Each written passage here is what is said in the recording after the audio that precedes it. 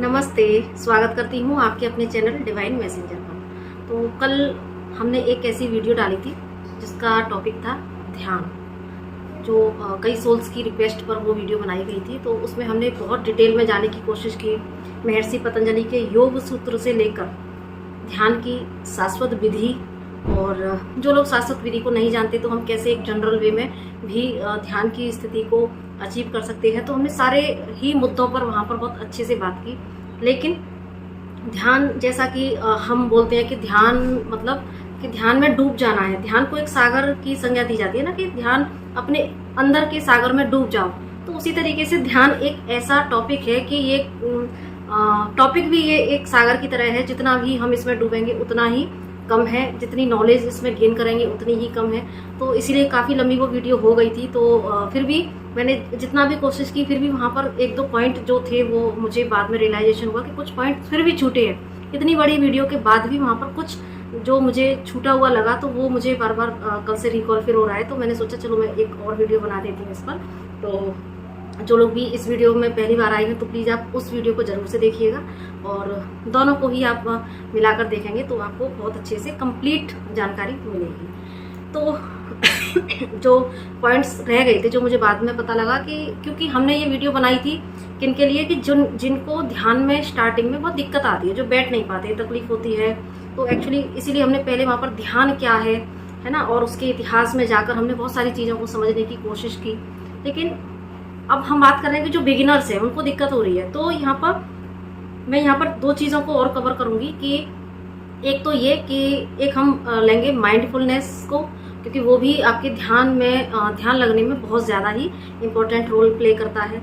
और दूसरी कि जब हमने कल उस वीडियो में बात की थी कि जब आप बिगिनर्स हैं, आपको ध्यान की वो शाश्वत विधि नहीं पता है, तो सिंपल आप अपनी डीप ब्रीथ पर ध्यान करके और उस पर फोकस करके और अपनी थर्ड आई पर भी विजुअलाइजेशन करके और आप ध्यान में उतरने की प्रैक्टिस कर सकते हैं।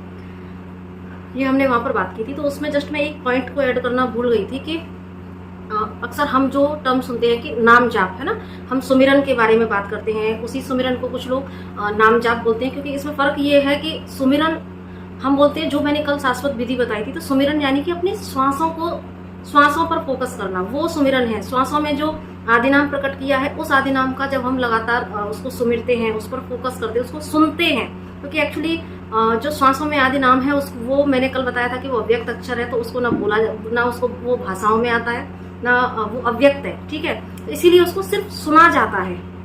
वो ऑलरेडी चल रहा है हमारे श्वासों में, लेकिन उसको हम सुना जाता है और उसको हम सुमिरन बोलते हैं। लेकिन वहीं पर अब जो लोग इस विधि से नहीं जुड़े हैं, तो उनके लिए क्या कर सकते हैं, उनके लिए कर सकते हैं नाम जाप।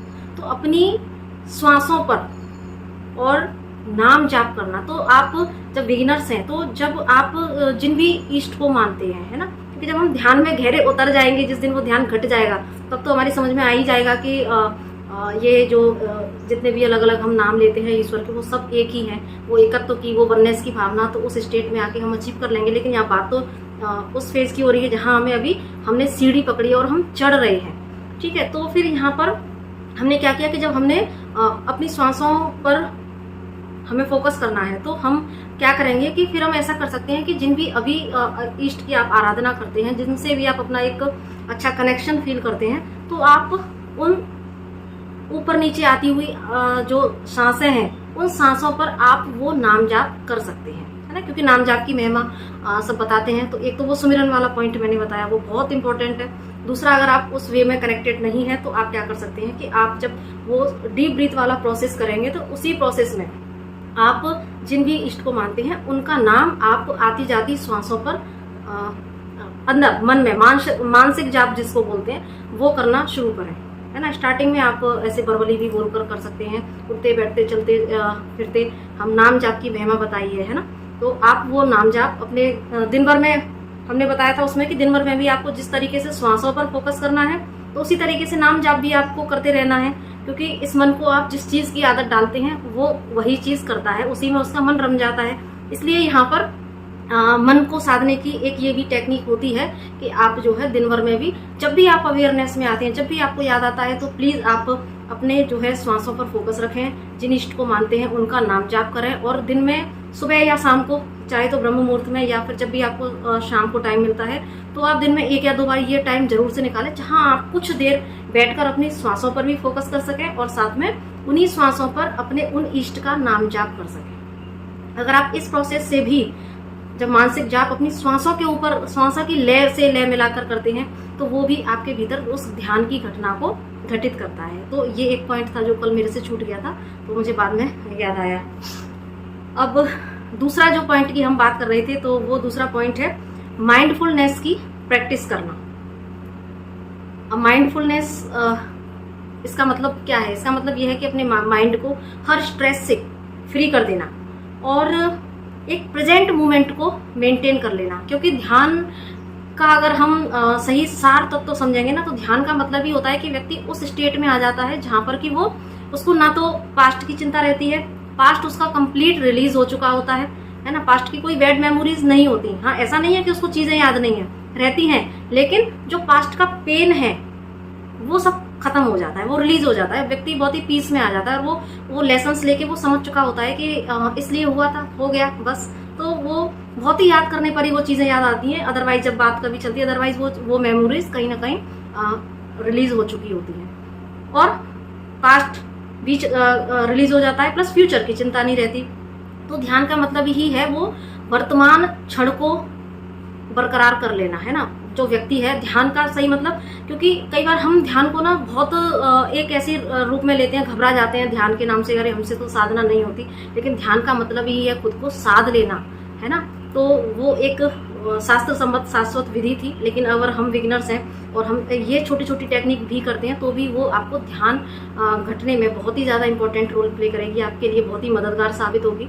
तो माइंडफुलनेस का जो मेडिटेशन है, इसको मेडिटेशन ही बोल सकते हैं, या फिर माइंडफुलनेस की प्रैक्टिस करना, वो आपका ध्यान करने में बहुत आपकी हेल्प करेगी। यानी कि आपको प्रेजेंट मोमेंट को मेंटेन करने की दिशा में थोड़ा सा काम करना पड़ेगा। अब उसमें क्या है कि माइंडफुलनेस मतलब आपको पास्ट की चिंता नहीं है, फ्यूचर में क्या होगा, मेरा ये काम होगा या नहीं होगा, तो ये सब सारी चीजें रिलीज करके सिर्फ इस समय आप जो कर रहे हैं उस पर आपका फोकस होता है। माइंडफुलनेस का मतलब होता है कि आप अपने आसपास क्या जो वातावरण है, आसपास जो घटनाएं घट रही हैं, तो आप वो एक इतना आप अवेयरनेस में है कि आपका पूरा फोकस है जिस क्षण में आप जो कर रहे हैं, जो आपके आसपास हो रहा है, तो आप उसके प्रति अवेयरनेस में है और कैसे आपको रिएक्ट करना है। अगर मान लो हम एक तो इसमें 2 चीज है कि एक तो अगर आप का खुद पर फोकस कि आप जो भी काम कर रहे हैं, भले ही आप खाना क्यों ना बना रहे हो, भले ही आप सिंगिंग क्यों ना कर रहे हैं, भले ही आप किसी से बात ही क्यों ना कर रहे हो, है ना, तो उस समय उसी क्षण में रहना। क्योंकि अक्सर पता है क्या होता है, हमारा दिमाग कैसा होता है कि हम बात भी किसी से कर रहे होते हैं ना, तो भी हमारा दिमाग चल रहा होता है, बात सामने कर रहे होंगे लेकिन हम कहीं कुछ और सोच रहे होते हैं, वीडियो देख रहे होंगे लेकिन देखते देखते भी कहीं कुछ और दिमाग चला जाता है। तो यानी कि हम इतना ये मन शक्तिशाली है कि हम उस मोमेंट को, प्रेजेंट मोमेंट को मेंटेन ही नहीं कर पाते। तो माइंडफुलनेस का मतलब है कि आपको उस वर्तमान क्षण में रहना सीखना है। आप जो भी काम कर रहे हैं, चाहे कुछ भी काम कर रहे हैं, क्योंकि हम अपने प्रेजेंट मोमेंट पे कभी नहीं रहते। हम खाना भी बना रहे होते हैं तो पता नहीं कहाँ की, आगे की या पीछे की सोचते रहते हैं, कोई भी काम कर रहे होते हैं आगे पीछे की सोचते रहते हैं, तो प्रेजेंट मोमेंट है ही नहीं, वो गायब है। तो माइंडफुलनेस की जो प्रैक्टिस होती है, वो जिस क्षण में आप जो कर रहे हो उसको एंजॉय करना।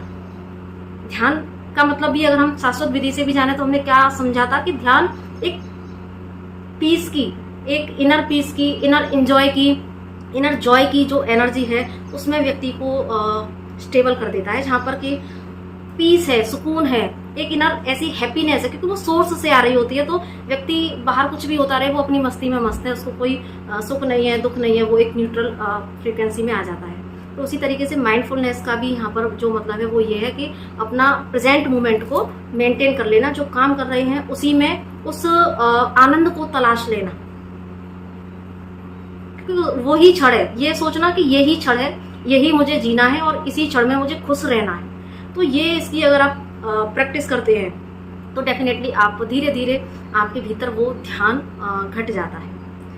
और दूसरा जो हमने बताया इसमें कि एक तो ये हमारी खुद की स्टेट हो गई, और दूसरा ये होता है कि हम अपने आसपास के वातावरण है ना, उसकी भी हम यहाँ पर बात कर लें तो यहाँ पर होता है क्या है कि अगर आसपास के माहौल में भी टॉक्सिसिटी है या ऐसी चीजें चल रही हैं, तो वहां पर भी हमें कितनी जल्दी होती है कि हम तुरंत ही रिएक्ट करना शुरू कर देते हैं। वहां पर भी हम एक क्षण भी ये नहीं सोचते कि यहाँ पर हमें थोड़ा सा पॉज लेने की जरूरत है, और हम पॉज लेकर अगर रिस्पॉन्ड करेंगे बाद में तो चीजें अच्छे से चल पाएंगी, वो ज्यादा अच्छा इफेक्ट देंगी। लेकिन हम वो भी वहां पर भी एक यहाँ पर भी हमें वो प्रेजेंट मोमेंट को जो है अचीव करने की जरूरत पड़ती है कि वहाँ पहले हम थोड़ा ऑब्जर्वेशन, क्योंकि माइंडफुलनेस प्रैक्टिस में ये ऑब्जर्वेशन के ऊपर जोर दिया जाता है कि भाई हम ऑब्जर्व करें, पहले तुरंत ही रिएक्ट ना करें, हम ऑब्जर्व करें। और जब हम ऑब्जर्व करेंगे और थर्ड पर्सन बनकर चीजों को देखेंगे, साक्षी भाव में आकर चीजों को देखेंगे कि यहाँ पर अगर ये सिनेरियो बना है, अगर ये कोई व्यक्ति मेरे से कुछ गलत कह रहा है, तो यहाँ पर क्या मुझे रिएक्ट करने की जरूरत है, और अगर करना है तो क्या इसी समय रिएक्ट करने की जरूरत है, क्या बाद में भी चीजें सॉर्ट आउट हो सकती हैं। तो वहां पर सामने वाले के परसेप्शन को देखते हुए, है ना, और अपने परसेप्शन को बढ़ा करके देखने से और थर्ड पर्सन बनकर चीज़ों को जब हम देखना शुरू करते हैं तो वहाँ पर आपको क्लैरिटी मिलती है, आप चीज़ों से डिटैच होकर उसको देखना शुरू करते हैं। तब यहाँ पर कहीं ना कहीं वो ध्यान की घटना घट रही होती है, क्योंकि आप अपने आसपास के वातावरण के प्रति अवेयर हैं और आप अपने प्रति अवेयर हैं, आप जो कर रहे हैं उसी क्षण में जी रहे हैं, आप अंदर से एक प्लेफुल की एनर्जी में है, जॉय की एनर्जी में है। तो ये माइंडफुलनेस का प्रैक्टिस करने से भी इसके लिए आपको जरूरत नहीं होती कि आपको दिन में 1 घंटा 2 घंटा बैठकर साधना करें। इसके लिए सिंपल आपको बस अवेयरनेस में आना होता है, आपको अलर्ट रहना पड़ता है, और जो काम कर रहे हैं आपकी अंदर आपको हर समय ये कमांड देना होता है कि मैं बहुत खुश हूँ, मैं प्रेजेंट मोमेंट में हूँ, मैं जो क्षण है मैं उसी क्षण में जीना चाहता हूँ, और मैं उसी क्षण में जी रही हूँ या जी रहा हूँ। प्रेजेंट टेंस को ही यहाँ पर यूज करना, ठीक है।